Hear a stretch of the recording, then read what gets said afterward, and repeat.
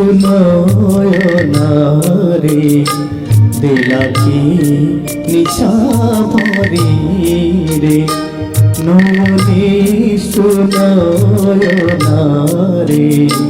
দিলাকি নিশা ভরি রে অলিভা কজল গান অলিভা কজল গান মারিকে দিলা ধরি রে নদী সুনয়নারে দুলাকি নিশা ভরি রে নদী সুনয়নারে দুলাকি নিশা ভরি রে।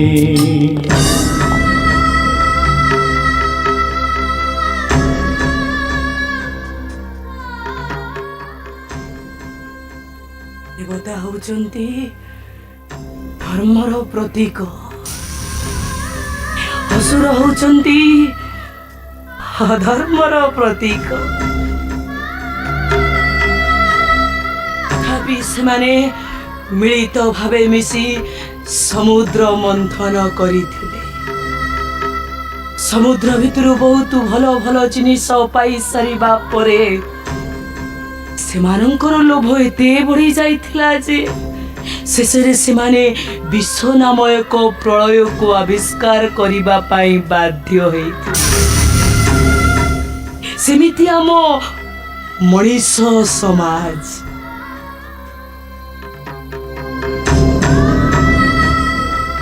କେତେ ସଭ୍ୟ, କେତେ ଶିକ୍ଷିତ, ମଣିଷ ମାନଙ୍କର ଜ୍ଞାନ ହିଁ ଅସୁମାରୀ। ଏତେ ଏତେ ଭଲ ଜ୍ଞାନର ଅଧିକାରୀ ହେଇ ତାର ସ୍ୱାର୍ଥ ଟିକକ ପାଇଁ ମଣିଷ କାହିଁକି ଯେ ନିଜର ସର୍ବନାଶ କରି ବସେ? କାହିଁକି ସେ ବୁଝିପାରେ ନାହିଁ ଯେ ସେଇ ସ୍ୱାର୍ଥ ହିଁ ସେଦିନ ସମୁଦ୍ର ମନ୍ଥନ ଭିତରୁ ଆବିଷ୍କାର ହେଇଥିବା ଏକ ପ୍ରଳୟଙ୍କାରୀ ବିଷ।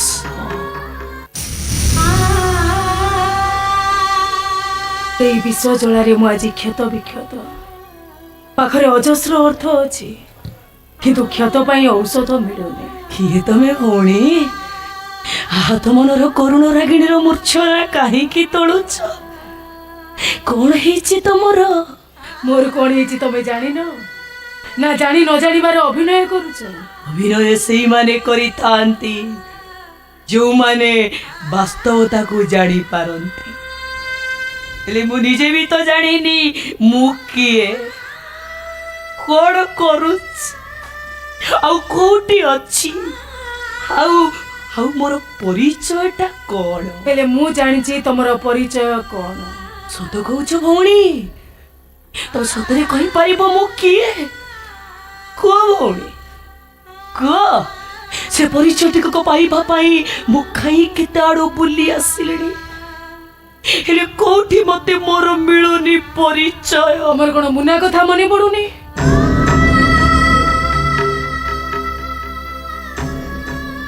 ମୁନା? କୋଉ ମୁନା କୁହ ତ? ମୁନା ତମ ପୁଅ, ଯାହାକୁ ତମେ ଜନ୍ମ ଦେଇଛ, ମନେ ନାହିଁ? ଯଦି ମୁଁ ମୁନାକୁ ଜନ୍ମ ଦେଇଛି, ଯଦି ମୁଁ ମୁନାର ମା, ତାହେଲେ ମୁନାର ବାପା କିଏ? କଣ ହେଲା? ଚୁପ ରହିଲ କାହିଁକି ଭଉଣୀ? ବାପା ନଥାଇ ମା ହେଲି କେମିତି? ନାଇଁ ଭଉଣୀ, ନାଇଁ ନାଇଁ ନାଇଁ ନାଇଁ, ତମେ ମତେ ମିଛ କହୁଛ। ଭୁଲେଇ ଦେବା ପାଇଁ ମୋ ସହିତ ତମେ ବାହାନା କରୁଛ। ଏ ମିଛ କହୁନାହାନ୍ତି, କେହି ବି ବାହାନା କରୁନାହାନ୍ତି। ତମେ ଯେମିତି ମୁନାର ମା ଚିର ସତ୍ୟ, ମୁଁ ବି ସେମିତି ମୁନାର ବାପା ନିରାଟ ସତ୍ୟ। ତାହେଲେ ଆମ ଦୁହିଁଙ୍କ ସମ୍ପର୍କ କଣ? ସ୍ୱାମୀ ସ୍ତ୍ରୀ? ଯଦି ମୁଁ ତମର ସ୍ତ୍ରୀ, ତାହେଲେ ମୋ ହାତରେ ଶଙ୍ଖା ନାହିଁ କାହିଁକି? ମୋ ମଥାରେ ସିନ୍ଦୁର ନାହିଁ କାହିଁକି? ଚୁପ ରହିଲେ କାହିଁକି? କହୁନାହାନ୍ତି ବାବୁ, ତୋର ମୁନାର ସୃଷ୍ଟି କଣ ଏକ କଳଙ୍କିତ ସମ୍ପର୍କରୁ? ନା ନା, ମୁନାର ସୃଷ୍ଟି ଏକ ପବିତ୍ର ସମ୍ପର୍କରୁ। ସମ୍ପର୍କ ଯାହା ହଉ ନା କାହିଁକି, ଦାନ ତ ଦାନ ନା। ସେଦିନ ଦାନ ଦେଇ ରାଜା ହରିଶ୍ଚନ୍ଦ୍ର ସାଜିଥିଲେ ଶ୍ମଶାନ ରକ୍ଷକ। ଦାନ ବଳେ ନଳ ରାଜା କାଟିଥିଲେ ଘୋଡ଼ା ପାଇଁ ଘାସ।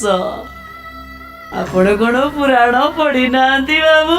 କିନ୍ତୁ ତମେ ତ ଦାନ କରୁନଥିଲ, ବରଂ ନିଜର ଅର୍ଥର ଅଭାବ ପାଇଁ ମୁନାକୁ ବିକ୍ରି କରିଦେଇଥିଲ। ଆଉ ମୋ ପାଖରେ ଅର୍ଥର ଭାବ କାହିଁ ଯେ ମୁଁ ପୁଣି କିଣା ବିକା କରିବାକୁ ଚାହିଁବି? ନା ନା, ଆଉ କିଣା ବିକା ନୁହେଁ, ଆମେ ଏବେ ତମକୁ ଦାନ କରିଦବୁ। ନାଇଁ ମ୍ୟାଡାମ, ଆବଶ୍ୟକ ନଥାଇ ମୁଁ ଆଉ କାହାଠାରୁ ଦାନ ନବା ପାଇଁ ଚାହୁଁନି।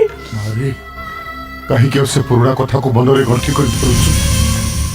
ତୋ ଜୀବନରେ ଦୁର୍ଦ୍ଦଶା ପାଇଁ ପରୋକ୍ଷରେ ମୁଁ ହିଁ ଦାୟୀ। ନାଇଁ ବାବୁ, ସବୁ ହଉଛି ମୋ ଭାଗ୍ୟ। ହଁ ହେଇପାରେ, ମାତ୍ର ସେଦିନ ଯଦି ତୋ କଥାକୁ ବିଶ୍ୱାସ କରି ମୋ ପୁଅକୁ ତୋତେ ଦ୍ୱିତୀୟ ପତ୍ନୀ ଭାବେ ଗ୍ରହଣ କରିବାକୁ ବାଧ୍ୟ କରିଥାନ୍ତି, ତାହେଲେ ମୋ ସଂସାରରେ ଆଜି ବି ହୁଏତ ହସ ଖୁସିର ବାତାବରଣ ଭରି ରହିଥାନ୍ତା। ସବୁ ସେଇ ସ୍ୱାର୍ଥର କଥା ବାବୁ। ସେଦିନ ଆପଣ ଯାହା ସବୁ କହିଥିଲେ ସେଥିରେ ସ୍ୱାର୍ଥ ଥିଲା, ଆଉ ଆଜି ବି ଆପଣ ଏଠି ଯାହା ସବୁ କହୁଛନ୍ତି ସେଥିରେ ମଧ୍ୟ ସ୍ୱାର୍ଥ ଜଡ଼ିତ ଅଛି। ବାବୁ, ଜୀବନରେ କଣ ସ୍ୱାର୍ଥକୁ ଛାଡ଼ି ଆଉ ଆପଣ କିଛି କରିବାକୁ ଇଚ୍ଛା କରିନାହାନ୍ତି? ହେଲେ ମୋ ଜୀବନରେ ଆଉ କିଛି ବି ଇଚ୍ଛା ନାହିଁ, ଖାଲି ଥରୁଟିଏ ତୋ ମୁହଁରୁ ମୋ ବାପା ଡାକ ଶୁଣିବି, ସେତିକିରେ ମୁଁ ବୁଝିଯିବି ତୁ ମତେ କ୍ଷମା କରିଦେଇଛୁ, ତାପରେ ମୁଁ ଶାନ୍ତିରେ ମରିପାରିବି। ମରିବାକୁ ଏତେ ଉଚ୍ଛନ କାହିଁକି ହଉଛ? ଅପେକ୍ଷା କର, ପୁଅ ଝିଅଙ୍କୁ ବାହାଘର କରିବ, ନାତି ନାତୁଣୀ ମେଳରେ ଦିନ କାଟିବ, ତେବେ ସିନା ଯାଇକି ସଂସାର ତମ କର୍ମ ସରିବ। ଆଗୁତୁରା ମରିବା ପାଇଁ ଏତେ ଉଚ୍ଛନ ହଉଛ କଣ ପାଇଁ? ନା ନା, ସେସବୁ କିଛି ଆବଶ୍ୟକତା ନାହିଁ। ତୁ ଖାଲି ସୁସ୍ଥ ହେଇ ଘରକୁ ଫେରିବୁ, ବାସ୍ ଏତିକି ଦରକାର। ପୁଣି ଥରେ ଆମ ଶାଗ ପକାଳ ସଂସାର ହସି ଉଠିବ। ପୁଣି ଥରେ ମୋ ଟଙ୍କା ରୋଜଗାର କରିବାର ମେସିନ୍ ପାଲଟି ଯିବି। ସମସ୍ତଙ୍କର ଭାବ ପୂରଣ କରୁ କରୁ ପୁଣି କୋଉ କଳଙ୍କର ବୋଝ ନେଇକି ଘରକୁ ଫେରିବି। ତାପରେ ପୁଣି ତାଚ୍ଛଲ୍ୟ, ପୁଣି ଧିକ୍କାର, ପୁଣି ମତେ ଘରୁ ବାହାର କରିଦବା ପାଇଁ କଠୋର ନିଷ୍ପତ୍ତି। ନାଇଁ ଲୋ ଅପା, ସେମିତି ପରିସ୍ଥିତି ଆଉ କେବେ ବି ଆସିବନି।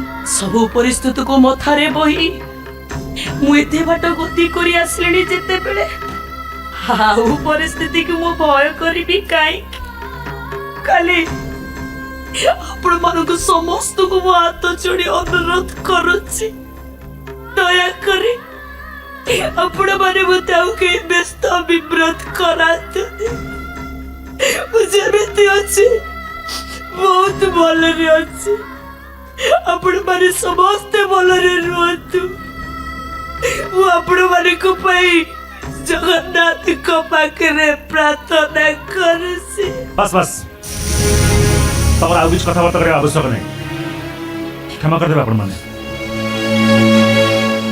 ମୋ ପେସେଣ୍ଟ ସହିତ ଆପଣମାନଙ୍କୁ କଥା ହେବାର ସୁଯୋଗ ଦେଇପାରିବିନି। ମାନୁଛି ସେ ତାଙ୍କ ମାନସିକ ଭାରସାମ୍ୟ ଫେରି ପାଇଛନ୍ତି, ଯୋଉଥିପାଇଁ ଆପଣମାନଙ୍କୁ ଚିହ୍ନି ପାରିଲେ, କିଛି ସମୟ କଥା ବି ହେଲେ। ହେଲେ ବର୍ତ୍ତମାନ ସେ ଏତେ ମାତ୍ରାରେ ଅସୁସ୍ଥ ଯେ ବିଶ୍ରାମ ନେବା ତାଙ୍କର ନିହାତି ଆବଶ୍ୟକ। ଡାକ୍ତର ବାବୁ, ମୁଁ ତ ବିଶ୍ରାମ ନେବି ନିଶ୍ଚୟ, ହେଲେ ତମକୁ ମୋର ଗୋଟେ ଗୁରୁତ୍ୱପୂର୍ଣ୍ଣ କଥା କହିବାର ଅଛି। ସେ କଥା ଟିକେ କହିବା ପାଇଁ ଅନୁମତି ଦେବେନି? ଠିକ ଅଛି, କଣ କହିବାକୁ ଚାହୁଁଛି ଶୀଘ୍ର କୁହ। କଥା କଣ କି ଡାକ୍ତର ବାବୁ, ଏ ଦୁନିଆରେ ମୁଁ ଯେତେ ମଣିଷ ମାନଙ୍କ ସହ ମିଶିଲି, ଦେଖିଲି, ସମସ୍ତେ ହଉଛନ୍ତି ମୋ ପାଇଁ ଜଣେ ଜଣେ ସ୍ୱାର୍ଥପର।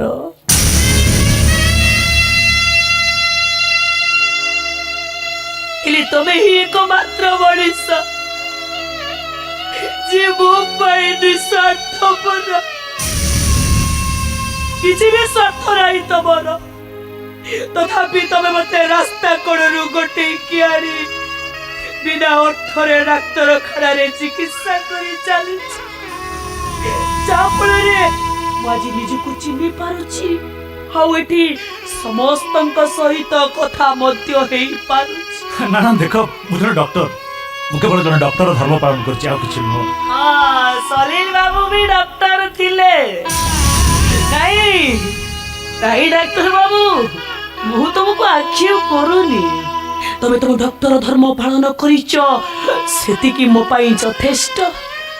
ସେଥିପାଇଁ ତ ସାଧାରଣ ମଣିଷ ମାନେ ଡକ୍ଟରଙ୍କୁ ଭଗବାନର ଅବତାର ବୋଲି ଧରି ନେଇଥାନ୍ତି। ତମେ କଣ ଏହା କହିବାକୁ ଚାହୁଁଥିଲ? ନାହିଁ ଆହୁରି ଅଛି। ଶୀଘ୍ର କୁହ, ତମର ବିଶ୍ରାମ ନେବା ନିହାତି ଆବଶ୍ୟକ।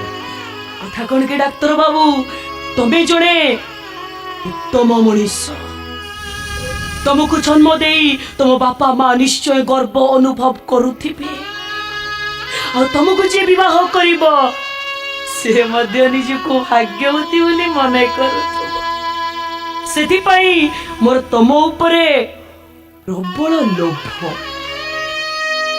ମାନେ ମୁଁ ତମକୁ ସମ୍ମାନ କରେ, ଭକ୍ତି କରେ, ଭଲ ପାଏ, ଆଉ ପ୍ରେମ ବି କରେ। ତମେ ତମେ ଏମିତି କଣ କହୁଛ? ଖରାପ ଭାବନ୍ତୁନି ଡାକ୍ତର ବାବୁ, ମୁଁ ସେମିତି ପ୍ରେମ କରେ ତମକୁ ଯେମିତି ପ୍ରେମ ରାଧାରାଣୀ କରୁଥିଲେ ନଟ ନାଗର ମୁରଲୀ ମୋହନଙ୍କୁ, ମୀରାବାଇ କରୁଥିଲେ ଭାବ ବିନୋଦିଆଙ୍କୁ।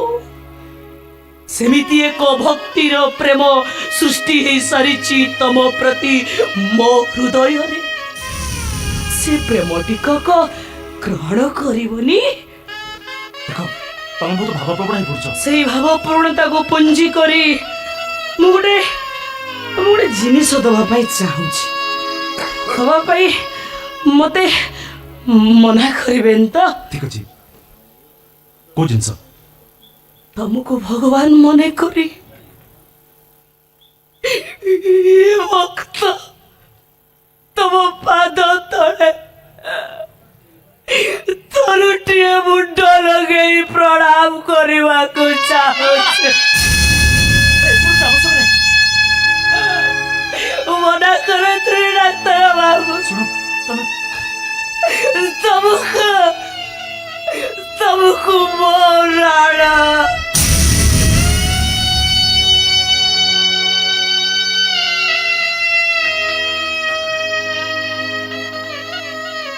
हे ଭାସିଆ ସ୍ୱାମୀର ଶେଷ ଇଚ୍ଛା ମନେ କରି ମତେ ଏତିକି ସେବା କରିବା ପାଇଁ ଅନୁମତି ଦିଅନ୍ତୁ।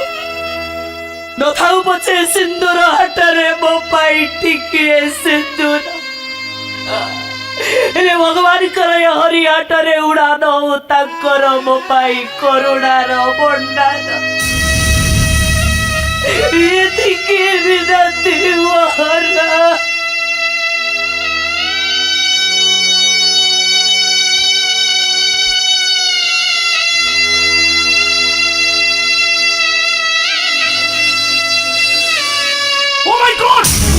সরিগলা বাটা সরিগলা বাটা সরিগলা গীতি গজারা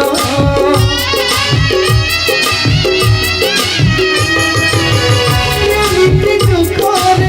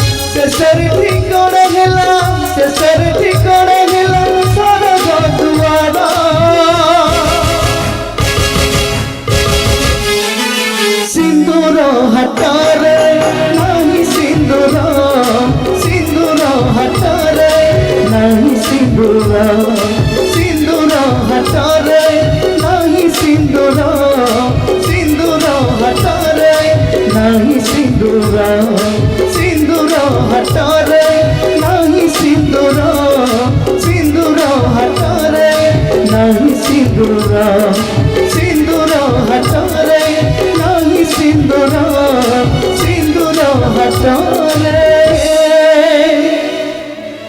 ନାହିଁ ସିନ୍ଦୁର ସିନ୍ଦୁର ହାଟରେ ନାହିଁ ସିନ୍ଦୁର